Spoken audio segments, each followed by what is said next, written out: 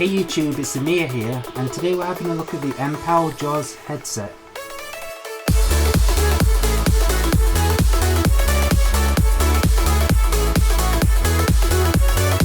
So this headset is a budget-friendly one at £30 or $40 from the links down in the description, but that doesn't mean that Mpow compromised at all on the quality of this product.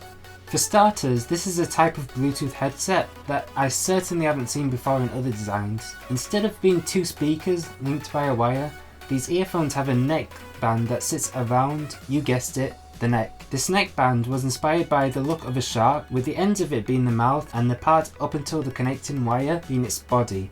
At first I didn't really think that this was going to be good and would irritate my neck, but it actually fits really well and I usually forget that it's there after a while. It also takes the weight off your ears, which is an inconvenience of many other earphones. The earphones themselves are very small and lightweight, and are slightly curved at the tip to give them a better fit in your ears. I found that they fit my ears very well and don't irritate my ears in any way. And if the size of the bud at the end bothers you, there are other sizes in the box. Because of the shape of the earpiece, you must put the earpieces in the ear that they are made for, but because of the neckbands, it is pretty easy to know which way they should go.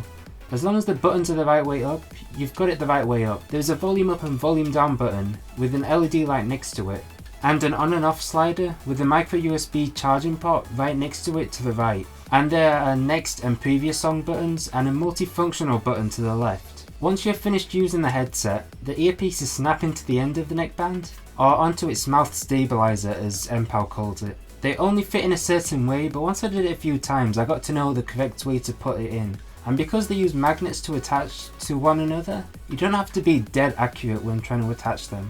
To detach them, you just push down on the top of the earpiece. Contrary to what I first thought when seeing the design of this product, I do really like the design and I don't really have any dislikes in that area, and especially not with its battery. This device did come pre-charged on Thursday and I have been using it every now and again, but I've only had to charge it once since I received it on Thursday. According to Mpow, it lasts 13 hours or 350 hours standby and can charge up in 3 hours. And while I can't really prove those figures, it doesn't have a bad battery by any stretch of the imagination. To connect to your device, the headset uses Bluetooth 4.1, which allows you to connect to more than one device to the headset at once. Setting this is relatively easy to do. You just pair one device, then switch off Bluetooth on it, and then switch the headset off. Then switch the headset on again, pair with a second device, and then reconnect to the first device. This is really easy to do in theory, but not really in practice. While I see why this was done in the way that it was done, the headset does not have a button or anything to start the pairing process. Instead it goes into pairing mode if there is no other devices to connect to it. The problem with that is that I have to make sure that every other device that can potentially connect to it has its Bluetooth off, or else it's not going to go into pairing mode. And with all of the devices that I tested with this, it did get really annoying. Connecting multiple devices at once was pretty much hit and miss too. But I think that is more the fault of Android than the device, as this was mainly my phone that didn't want to cooperate. Once I did get the device to connect, however, I tried out the buttons on a wide range of devices to see what works on what OS. So by far iOS handled the headset the best. Every button worked just fine on them. The volume controls actually changed the volume on the phone, and there was a handy little battery indicator next to the Bluetooth symbol. This was pretty much the same scenario with Android, Windows Phone and PC, however neither of them had the battery indicator or changed their volumes when I pressed the volume buttons on the headset. Instead, the volume was changed on the headset independently. On the Mac though, because of the Mac's tight integration with iTunes, stuff didn't work out that well. If you use iTunes then everything will work out perfectly, but if you want to use any other music player you'll probably run into problems. But again, this is an issue with the Mac itself rather than the headset.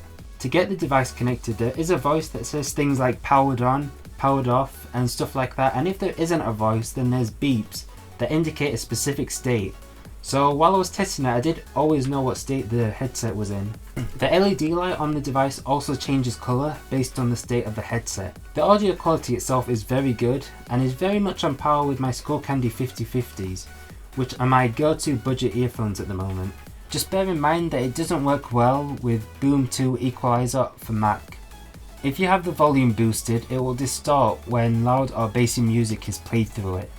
I haven't had the same issue with my OnePlus One's Max audio equalizer though, so again I blame it on the Mac. Overall though, it has a really good sound range and it definitely wins in that area, and to be honest, it wins in most areas. There isn't actually that many things that I can say bad about this product, and I really do actually recommend it because it is a pretty good product. The one thing that did really bother me about the product though is definitely the pairing process. I really do wish that they just had a pairing button on the device that you could just use to pair it, or at least a combination with one of the existing buttons. So anyway, those are my thoughts on the Mpow Jaws headset. If you like this video, be sure to give this video a like, be sure to comment down below if you have any comments about this or you thought it's a good video, and be sure to subscribe to see more reviews and other technology videos. So I'll see you all in the next video. Bye.